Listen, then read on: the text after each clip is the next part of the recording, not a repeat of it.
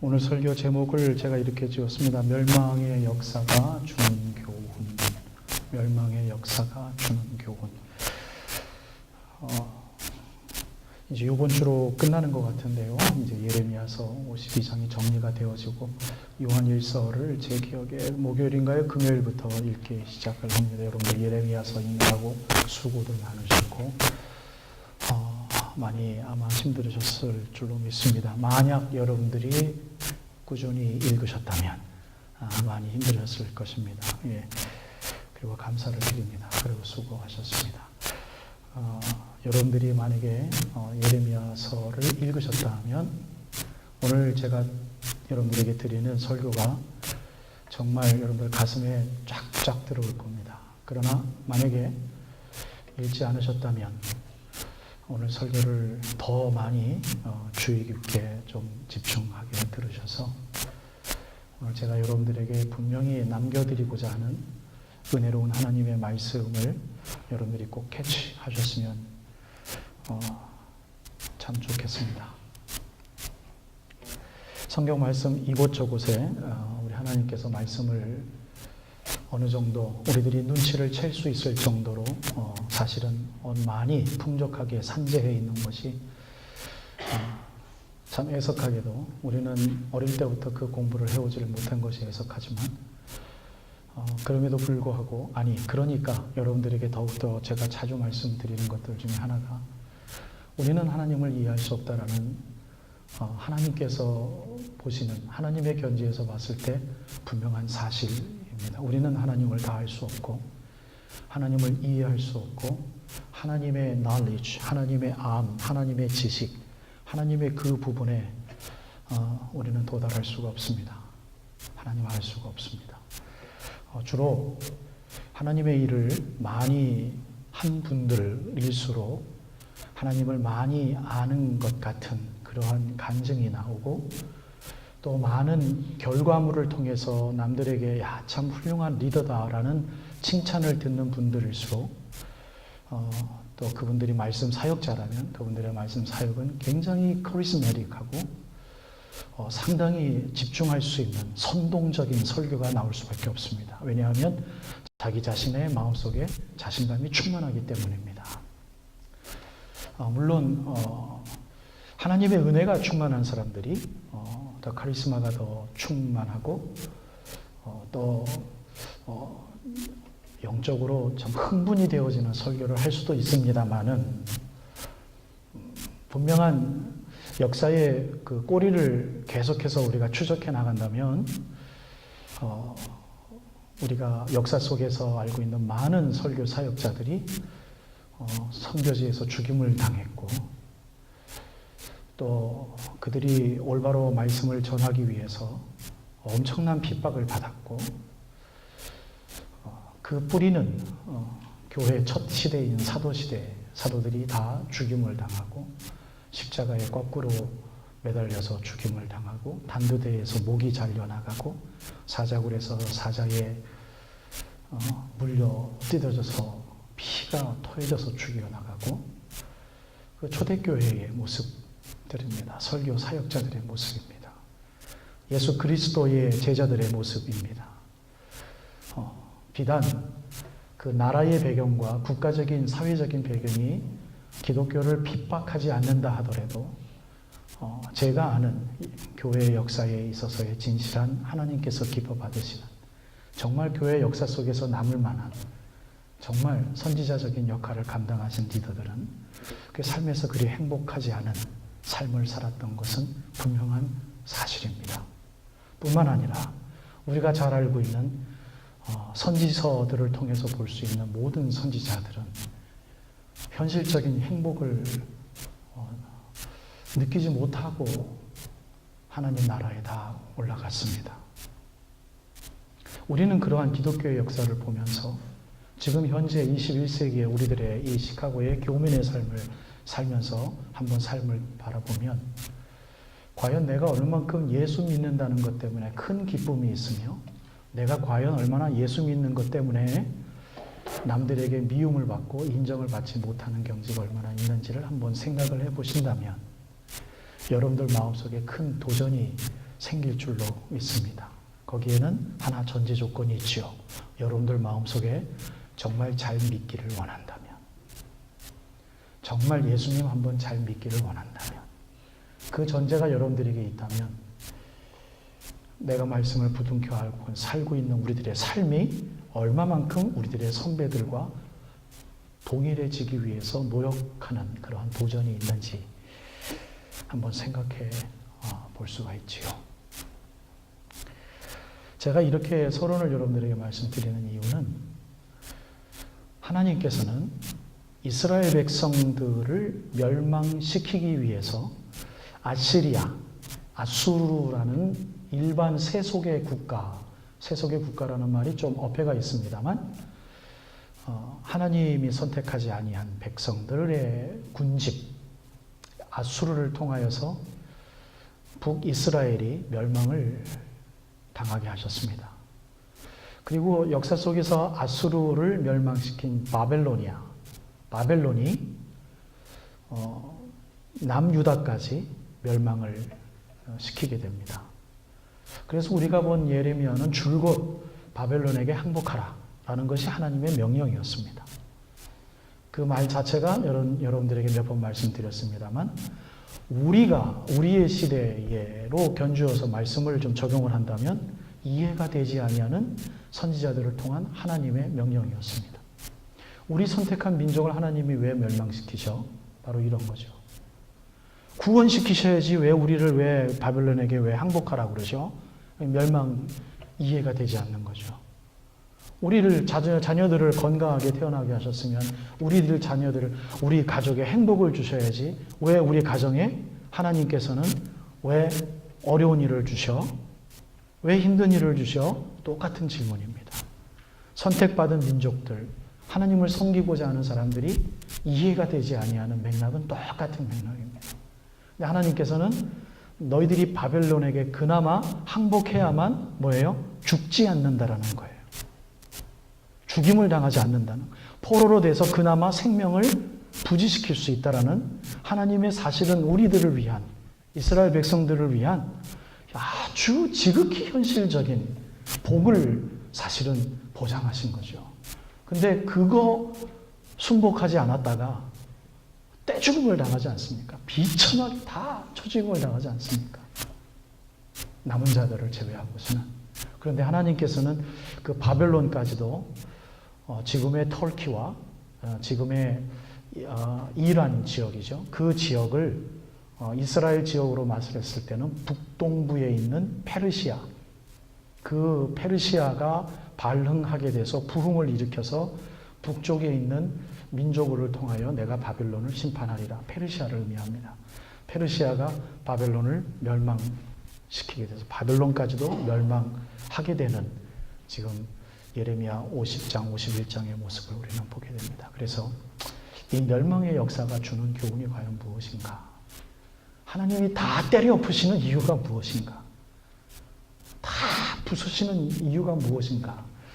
그것을 한번 본문의 그 절수를 따라 강해를 하는 것보단 역사적인 의미를 다시 한번 제가 일주일 동안 공부하고 묵상하고 생각해본 바를 오늘 역사적인 맥락의 성경 구절들을 좀 총망라해서 여러분들에게 단 한 가지를 결론으로 맺고 설교를 마치려 합니다. 바벨론 왕국을 멸망시키시면서까지 저는 참 이상야릇한 하나님의 그 매력을 느꼈습니다.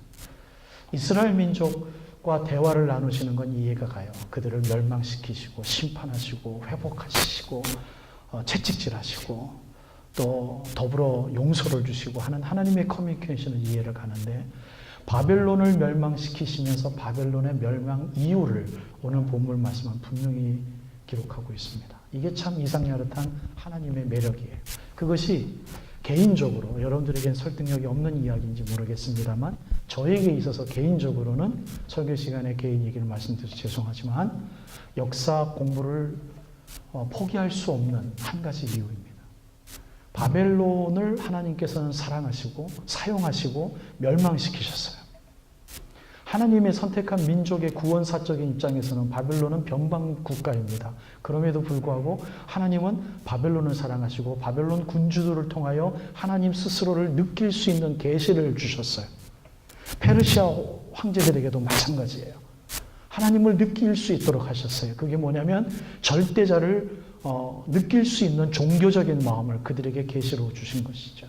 그래서 하나님은 바벨론을 멸망시키시면서 이유를 뭐라고 그래놨냐면 교만 때문이다라고 분명히 오늘 말씀에서 우리들에게 이야기하고 계십니다. 교만 때문이에요. 바벨론이 부흥하니까 교만이에요. 종교적인 마음이 있었던 것, 이스라엘 민족들을 그래도 긍휼히 좀 보려고 했었던 나름대로의 바닥의 마음마저도 없어지는 그 교만의 마음. 그것 때문에 하나님께서는 바벨론을 멸망시키십니다. 만약에 말라기라는 마지막 선지자죠. 우리 성경책에 나오는 말라기라는 마지막 선지자 이후의 성경책의 이야기가 중간기 400~500년을 계속 채우고 남았다면 아마도 페르시아는 왜 멸망시키셨으며 페르시아를 멸망시킨 마케도니아, 알렉산더는 왜 하나님이 버리셨으며 또 마케도니아를 멸망시킨 로마는 하나님께서 그렇게 사랑하셨으면서도 나중에 왜 멸망시키셨는가? 그러한 얘기가 계속해서 나오지 않았는가라고 한번 추측할 수도 있을 만큼 저에게 있어서는 바벨론의 멸망 이유가 성경책 예레미야의 극구 50장에 분명히 그것도 몇 번씩이나 되풀이하면서 기록되어져 있는 이유는 그 이유를 공부하시라. 우리로. 그 이유를 분명히 우리들로 하여금 각인시키시기 위해서 하나님께서는 오늘 본문 말씀을 분명히 예레미야를 통해서 선포하신 줄로 저는 믿습니다. 이 교만이라는 것은요, 굉장히 큰 범죄예요. 그래서 이 교만에 대해서 제가 한번 여러분들에게 강의 안에 그렇게 실어드렸어요. 우리의 생각과 우리의 행동 거지에 하나님 자리가 없는 것을 의미해요. 하나님이 없어요. 사람의 행동과 사람의 판단과 사람의 뭔가 이루어낸 결과에 대한 자기의 피드백, 자기의 그 다음에 리액션 자리에 하나님이 없어요. 그러니까 이거는 자기 자랑이 되어지는 것이고 그 결과가 만약에 실패로 돌아왔을 때는 회개가 있고 뭔가 좀 리커버할 수 있는 양심이 있어야 되는데 하나님이 그 자리에 없기 때문에 그냥 지치고 말아요. 술 마시고 담배 피고 남자들 같은 경우는 뭐 별의별 짓을 다 하고 그거 교만 중에 하나예요. 그거 비참한 건 교만한 거예요. 하나님이 그 자리에 있다면 하나님 앞에 나올 수밖에 없어요. 여러분 그렇지 않습니까? 교만한 것은 잘했을 때만 생기는 게 아니라 내가 핍절하게 막 뭔가 지치고 힘들 때, 처절할 때 그때도 생겨요. 그때 하나님 찾지 않고 그때도 하나님의 존재에 대해서 의식하지 못한다면 굉장히 교만한 사람이에요. 저는 그걸 많이 경험합니다. 제가 그런 교만한 자리에 너무 많이 섰던 것을 기억해요. 여러분 이만큼 교만은 하나님의 존재를 우리들의 머리에서부터 발끝까지 그분의 존재를 찾을 수 없는 것. 그게 교만이에요. 그게 바벨론의 죄가예요. 바벨론이 가졌던 겁니다. 그렇다면 성경책에 오늘 제가 말라기를 이렇게 보니까 교만의 반대의 개념이 정확하게 나와 있더라고요. 말라기 3장 오늘 에림자매가 봉독해준 그 성경 구절에 교만이라는 말이 나오면서 이스라엘 백성들에게 이렇게 하나님께서 이야기를 합니다. 여러분, 우리들의 마음 구석에 이런 마음이 있는 것 같아요. 제가 다시 한번 여러분들에게 현재적인 저의 표현으로 한번 설명해 드려볼게요. 말라기 3장 13절에 16절 주보에 있는 거 참고해서 한번 따라와 보십시오. 여호와가 우리들에게 말합니다. 우리가 아주 괴팍하고 완악하고 거만하고 오만한 말로 하나님을 대적하는 거예요. 이르기를 우리가 말하는 거죠. 무슨 말로 우리가 주를 대적했습니까? 이런 거죠. 내가 언제 하나님을 배반한 적이 있습니까? 내가 언제 하나님을 찬양 안 한 적이 있습니까? 매주일 나와서 찬양하고 매주일 나와서 기도하는데 내가 언제 하나님을 대적한 적이 있습니까? 이스라엘 백성들의 태도죠. 아주 못된 태도죠. 근데 저에게도 있는 거거든요. 이런 것은 우리가 하나님께 말하기를 우리 마음속에 이런 거 있어요. 여러분 잘 생각해 보십시오. 하나님을 섬기는 게 헛되다. 만군의 여호와 앞에서 그 명령을 지키며 하나님 말씀 때문에 힘들어하는 것, 그 슬픔, 그거 행하는 게 우리들에게 무슨 유익이 있니? 이런 거예요. 여러분 크리스천들끼리 그런 대화 나누지 않습니까? 야, 그렇게 성경책 읽어서 뭔 소용이 있냐? 그게 밥을 주냐, 떡을 주냐? 그게 너에게 아들이 뭐 성공하는 뭘 주냐? 너 그거 기도해서 너무 그렇게 그러지 마라. 뭐 이런 거죠. 그런 거예요. 그게 무슨 소용이 있니? 무슨 소용이 있니? 우리가 이제 교회에서 뭐 평일날 같이 무슨 기도회를 연다든지, 앞으로 저는 내년도에 수요일 성경공원을 열고 금요일을 예배식으로 좀 바꾸려고 하는 지금 목회를 기도를 준비를 하고 있는데 여러분들 따라오실 수 있을지 모르겠어요. 왜냐하면 그걸 참석하려면 일주일에 3번은 교회를 나와야 되니까 교회 중직자들 아마 부담감이 있을 거다라는 생각이 있어서 지금 주저를 하고 있는데, 그럼에도 불구하고 그러는데, 만약 우리들 마음속에 목사님 아니면 하나님, 바로 이런 거죠. 뭐 꼭 주일날, 아니 우리가 일주일에 몇 번씩 교회 나와가지고 뭐 경건 훈련하는 게 꼭 하나님을 섬기는 행위는 아니지만 하나님을 섬기기 위해서 최선을 다하는 것이라는 것을 전제로 한다면, 나는 그렇게 열심히 주일날 뭐 평일날 나오질 않아도 내 경건은 말정해. 이런 마음이 만약에 우리에게 있다면 내가 언제 하나님을 대적했습니까? 동일한 거예요. 동일한 거예요. 지난 금요일날 우리가 하루에 1시간씩은 기도하십시다. 금요 양육반에서 제가 좀 강하게 도전했어요. 1시간은 기도합시다. 24시간 하루가 있는데 1시간만큼은 기도합시다. 사실은 엄청 긴 시간이에요. 여러분 기도해 보면 저는 하루에 3시간 기도하려고 노력을 하는데 거의 많이 못 지키죠. 예, 많이 못 지켜요. 하루에 1시간만은 기도합시다. 그런 마음속으로 그 기도해봤자 뭔데? 이런 마음이 생길 수도 있어요. 왜? 기도해본 사람들은 다 알아요. 하나님이 오케이라고 응답을 해주시는 것도 아니고, 뭐 하나님께서 그렇다고 해서 나로 하여금 좋은 일이 생기게 하는 것도 아니고, 그걸 우리는 운이라고 그러죠. 예, 운이 좋아서 뭐 이렇게 하는 것도 아니고, 줄을 잘 서서 뭐 기도랑 아무 연관이 없을 것 같은 생각이 들 때가 우리가 일주일 시간에 시간을 분배를 한다면 사실은 더 많거든요. 그렇게 하나님을 섬겨서 뭐 하는데, 그게 무슨 상관이 있는데, 그게 우리를 뭘 좋게 만드는데, 말라기 선지자가 말하는 게 바로 그런 거예요. 15절 말씀은 그렇게 하죠. 차라리 세상에서 열심히 사는 듯한 그 열심으로 사는 것, 교만한 것, 그게 우리를 더 형통하게 해. 차라리 그 시간에 야, 너 장사할 궁리나 해. 맞죠? 사실 우리 장사할 궁리하는 게 사실 현실적으로 정말 중요하죠. 그거 없으면 안 되죠. 근데 기도하는 시간을 빼앗는다면 그건 안 되는 거잖아요. 하나님 말씀 읽고 기도 열심히 하고 플러스 알파 열심히 우리가 돈 벌 궁리하고 열심히 또 뭐 할 궁리, 우리는 그야말로 부지런한 숙제가 우리들에게 있는 거죠. 그렇죠? 근데 그거 말고 야, 차라리 기도 1시간 더 할 시간에, 야, 말씀 있는 시간, 야, 차라리 교회 가는 그 시간에 차라리 돈을 더 벌어. 그게 우리를 더 형통케 해. 그게 바로 15절 말씀이에요. 지금 우리는 교만한 자가 복되다. 악을 행하는 자가 세대와 타협하면서, 야, 너 그거 빙신처럼 누가 요즘 그렇게 텍스를 보고 하냐. 그거 다 누가 하니. 그거 그렇게 하지 마. 그거 좀 속이면서 해. 그래야 리턴도 더 많이 들어오잖아. 텍스 리턴도. 그런 거예요. 악을 행하는 자가 번성하며. 우리가 그런 의도적인 마음은 없지만 우리들 마음속에 다 깔고 나가는, 마치 도배되어져 있는 벽장과 같은 그런 것들이에요. 악을 행하는 자가 번성하며 하나님을 시험하는 자가 화를 면하는도다. 우리들의 현실이죠. 그런데 그게 반대되는 개념이 16절에 나오는 거예요. 교만의 반대가 뭐냐? 하나님을 무서워하는 거예요. 그때 여호와를 경외하는 자들이 비참하라며 여호와께서 그것을 분명히 들으시고 여호와를 경외하는 자와 그 이름을 존중히 여기는 자를 위하여 여호와 앞에 있는 기념책에 기록하셨느니라. 구원받을 만한 백성들은 결국 결론적으로 뭡니까? 여호와를 이름을 존중히 여기고 그분을 무서워하는 거예요. fear. 다른 거 없어요. 두려운 거예요.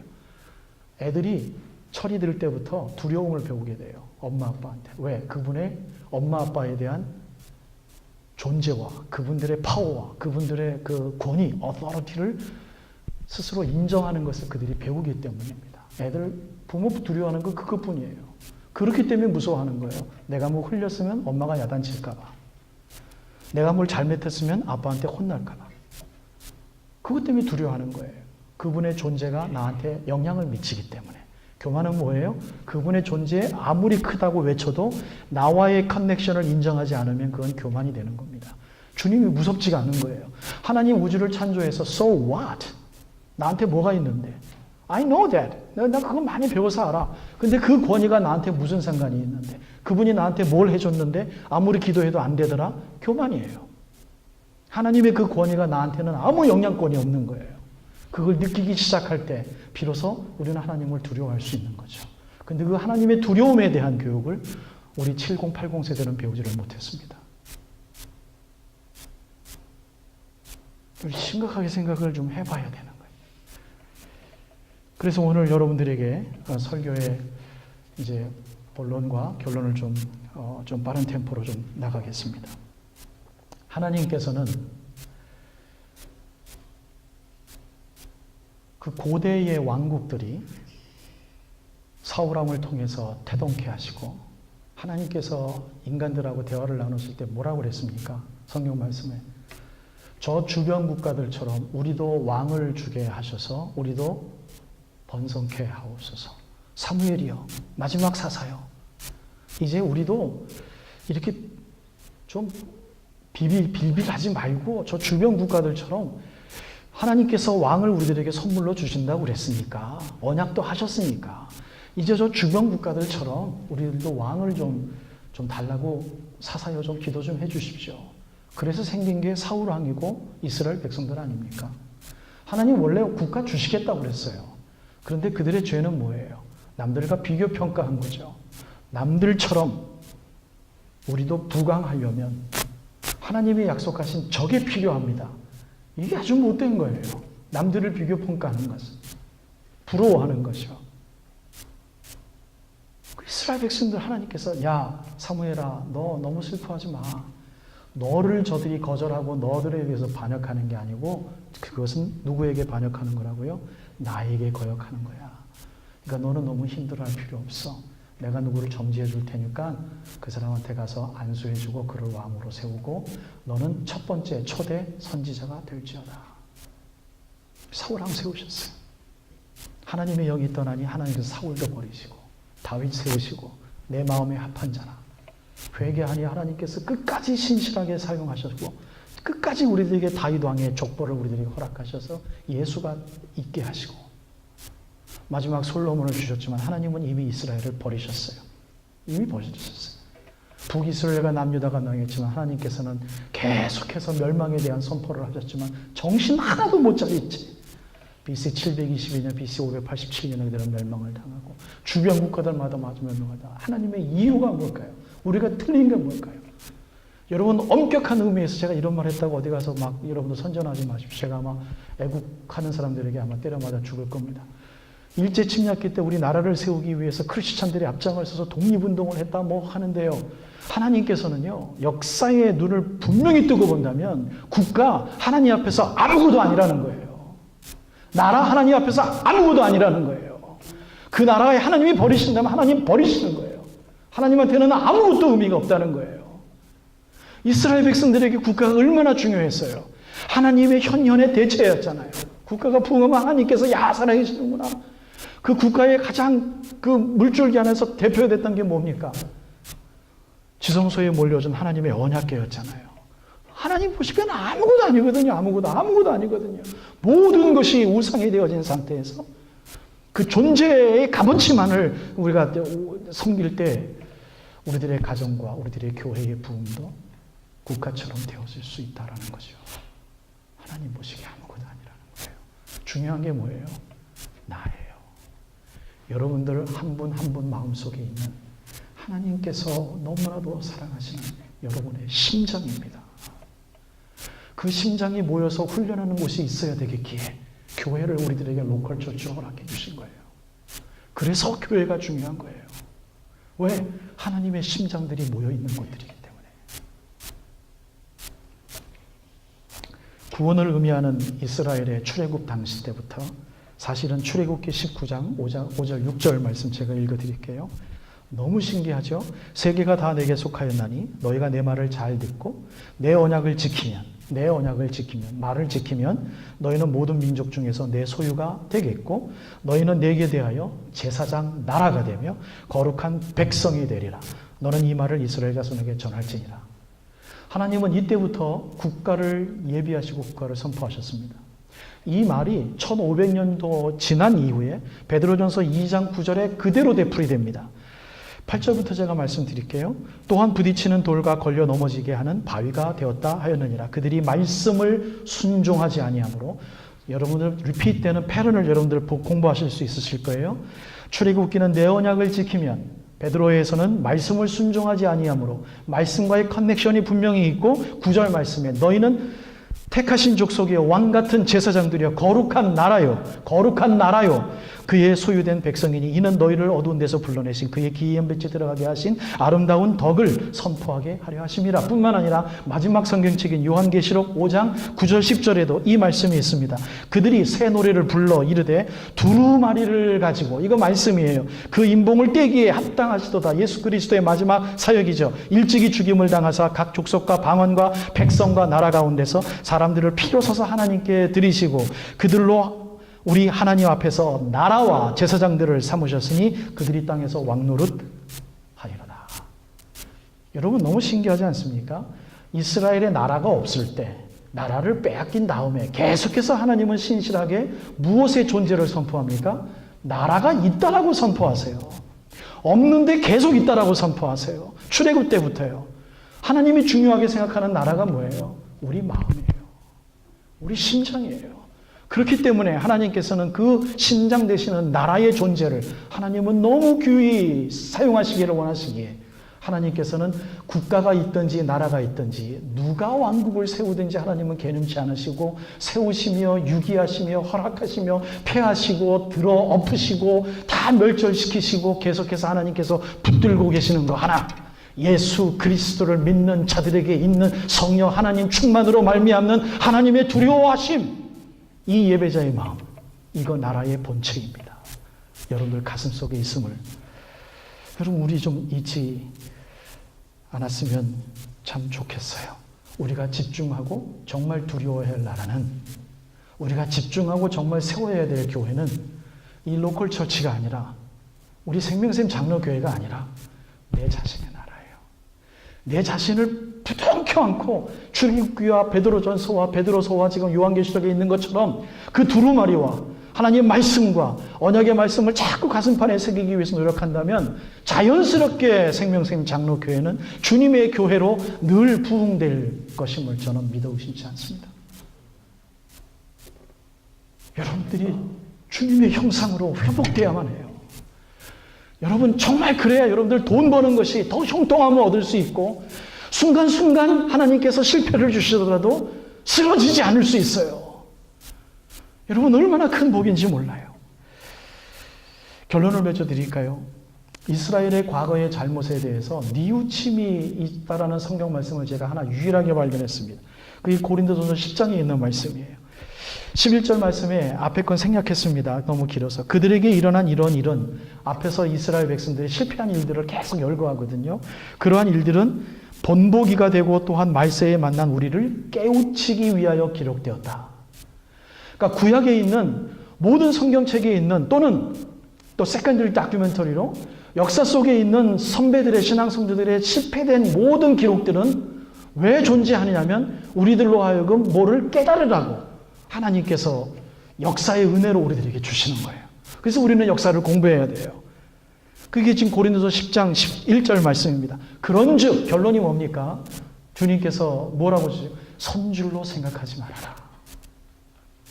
그게 뭐예요? 섰다는 것은 성공했다고 해서만 꼭 선줄로가 아니라 내 자리에 네가 앉지 말아라는 거예요. 하나님 그 형상 심장 자리에, 내가 앉을 자리에 네가 앉지 말아라. 선줄로 생각하지 말아라. 내가 너를 건들면 너는 넘어질 뿐이다. 넘어질까 조심하라. 넘어질까 조심하라. 그리고 13절 말씀, 우리 기독교인들이 오해하고 있는 성경들 중에 하나죠. 사람이 감당할 시험 밖에는 너희가 당한 것이 없나니 오직 하나님을 믿으사 너희가 감당하지 못할 시험 당함을 허락지 아니하시고 시험 당할 즈음에 또한 피할 길로 내사 너희로 능히 감당하게 하시느니라. 이 본문 맥락에서 시험의 뜻이 무엇입니까? 하나님 나라, 내 마음속에 있는 나라를 띄어내서 조금 저쪽으로 밀어두고 내가 이루고자 하는 내 왕국을 이루려고 하는 그 시험을 말하는 거예요. 사단이 우리를 시험을 하는 거예요. 그걸 우리가 감당하지 못할 시험을 주시지 않는 거예요. 제가 잘 쓰는 표현으로 대박과 얘기한다면, 말씀이 충만한다면 사단 우리에서 어딜 감히 덤벼요. 감히 덤빌 수가 없는 거예요. 왜? 우리는 이길 수 있기 때문에. 이 시험이 그거예요. 우리에게 어려운 일이 당했을 때 감당할 만한 시험만 주신다는 것, 우리 본문 말씀 아니라는 것. 여러분 앞으로 그거를 픽스를 하시면 참 좋겠습니다. 그 픽스하기가 시간이 굉장히 많이 걸리더라고요. 성경 공부할 때 제가 수차례 이건 잘못된 건 잘못된 겁니다. 또 우리 교회에서 기도할 때 이런 말 안 썼으면 좋겠습니다. 근데 계속 우리는 하더라고요. 그거만큼 우리가 어렸을 때 공부한 게 엄청 그게 습관이 돼가지고요. 한번 습관이 된 건 굉장히 고치기 힘이 들더라고요. 고린도서 10장에 있는 시험은 내가 어려운 일 당하는 게 아니라 사단의 시험, 하나님 나라를 무너뜨리려 하는, 내 왕국을 자꾸 세우려 하는 사단의 시험, 그 시험 감당하지 못할 시험 당하면 허락지 아니하시고, 왜? 하나님 말씀 충만, 성령 충만을 이미 약속하셨기 때문에 그것으로 이길 수 있다라는 것이지요. 하지만 정말 힘들 때 피할 길을 주신다고 하셨으니 아마도 친구를 만나서 구정을 듣게 하시든지, 그렇죠? 목사들의 설교를 통해서 감화 감동받게 하시든지, 자기 힘으로 안 되니까, 혼자 성경책 읽지도 못하니까 어디 하나님께 기도를 해요. 하나님이 보이질 않는데 갑자기 누구한테 친구들에게 뭐 대화를 나누는데 갑자기 그게 은혜가 돼서 오늘은 갑자기 찬양을 부르는데 나의 주 나의 하나님이요, 갑자기 아무런 감흥이 없던 노래가 오늘 갑자기 주여 살아계시는군요, 은혜를 주시니 감사합니다. 이게 피할 길을 주시는 거죠. 이런 것들이 뭐 다른 피할 길이 아니라 친구들의 대화나 역사를 생각할 때 갑자기 드라마를 보는데 갑자기 주님이 보이는데 막 은혜가 되면서, 세속 드라마가 막 은혜가 되면서, 막 제가 성우 이순신 볼 때 은혜를 받는 것처럼 막 피할 길을 하나님께서 그런 식으로 주시는 거죠. 여러분, 다이나믹하게 임하시는 하나님의 피할 길 주심을 여러분들 놓치지 마십시오. 친구들과의 전화 속에서도 은혜가 된답니다. 힘이 된답니다. 힘이 되려고 하는 전화가 아니라, 목사님 잘 계셨어요? 누가 전혀 예상치 않았던 어떤 분이었잖아. 아무것도 아닌데 힘이 된답니다. 그거 피할 길을 주시는. 왜? 바로 그 직전에 내가 지쳐있을 때, 그 전화 한 통으로 내가 힘이 날 때, 하나님은 살아계시지? 괜찮아, 까짓거 하루 살아나면 해. 이거 금방 지나갈 거야. 만약에 전화 한 통 오면 그거 하나님 메시지죠. 피할 길을 주시는 거죠. 뭐 별게 피할 게 있습니까? 그렇지 않겠습니까? 하나님 왕국은, 우리들의 왕국은, 여러분들이 결론의 메시지를 잊지 마십시오. 하나님 나라를 소멸할 수 있는 강력한 힘을 가지고 있습니다. 우리 자신을 올바른 위치에 두기 위해서 우리 노력했으면 좋겠어요. 웬만큼에서는 이거 하나님 자리 사단에게 빼앗깁니다. 고린도전서 9장 25절 7절 말씀, 여러분들의 결론의 말씀으로 드려요. 이 길을 다투는 자마다 모든 일에 절제하나니 그들은 썩을 승리자의 관을 얻고자 하되 우리는 썩지 아니할 것을 얻고자 하노라. 그러므로 나는 다른질을 하기를 향방 없는 것 같이 아니하고 싸우기를 허공을 치는 것 같이 아니하여 내가 내 몸을 쳐서 복종하게 하면 내가 남에게 전파한 후에, 교회 리더들은 잘 들으십시오, 도리어 버림을 당할까 두려워함이로다. 사도 바울 얼마나 겸손한 사람입니까? 감히 사도가 바울이 이 고백을 했다면 이 고백 우리들 것이 됐으면 좋겠어요. 다 전파하고 주의 일 다 한 다음에 내 마음속에 정작 예수의 말씀이 충만하지 않을 때 내가 자신을 도리어 버림을 당할까 두려워함이라. 아마도 이러한 겸손한 마음이 있기에 아직도 세워가는 배움의 과정이 충만한 사도 바울이기에 빌립보 교회 교인들에게 로마 감옥에서 한 끼를 못 먹어갈 때 그 편지를 썼나 봅니다. 너는 두렵고 떨림으로 너희 구원을 이루라. 그 한마디에 모든 교회의 성경의 역사 이야기가 다 포함되어 있지 않을까요? 사랑하는 생명샘 장로교회에서 함께 신앙생활을 해가고 있는 존경하는 성도 여러분, 이렇게 부탁의 메시지를 드립니다. 제가 어느 책을 읽다가 매트릭스라는 영화에서 이런 대사가 나왔다고 합니다. 길을 아는 것과 그 길을 가는 것은 다르다. 그 맥락을 따와서 어떤 분이 자기 개발서에다가 그거를 인용하면서 글을 썼더라고요. 저는 그런 글에 또 은혜가 돼서 야, 이거는 성경 말이다. 매트릭스에서 그 이런 거 있잖아요. 매트릭스 영화 아십니까? 매트릭스. 네. 몸이 뒤로 얼마나 휠지는 모르겠습니다만, 네, 그거 매트릭스. 그 대사가 있었나 봐요. 그 성경 말이에요. 하나님을 아는 것과 하나님과 함께하는 건 다릅니다. 우리는 하나님을 알아요. 너무 잘 알아요. 하나님을 알지 못한다고 그러는데 우리 하나님 너무 잘 알아요. 근데 하나님과 함께하는 건 다르다는 거예요. 그 좁은 길이기 때문에 그래요. 하나님처럼 살아야 되기 때문에 그래요. 하나님 아는 것으로 교회를 하지 맙시다. 하나님 아는 것으로 찬양하지 맙시다. 하나님과 함께 있을 때 내 마음속에 생기는 그 하나님의 열정으로 교회 섬기시고 하나님과 함께 할 때 그 감격으로 찬양하고 기도합시다. 여러분, 그랬을 때 우리 생명샘 장로교회가 정말 건강한 교회가 되리라 믿습니다. 잊지 마십시오. 멸망이 주는 교훈 우리들에게 중요합니다. 멸망이 주는 교훈 놓치지 마십시오. 우리들의 가정과 교회와 국가와 사회는 하나님 앞에서 한순간에 버림을 당할 수 있다는 것. 하지만 주님이 놓치기 싫어하는 우리들의 가슴, 우리들의 영혼, 너무너무 소중한 존재입니다. 그거를 가꾸고 만드십시오. 사도 바울은 그것을 내 몸을 내가 쳐서 복종케 한다는 표현이 있습니다. 우리가 하지 않으면 아무도 도와주지 않습니다. 이대로 성장하는 것 같은 성장을 한번 후 불어버리면 거품 같은 성장을 꿈꾸지 마십시오.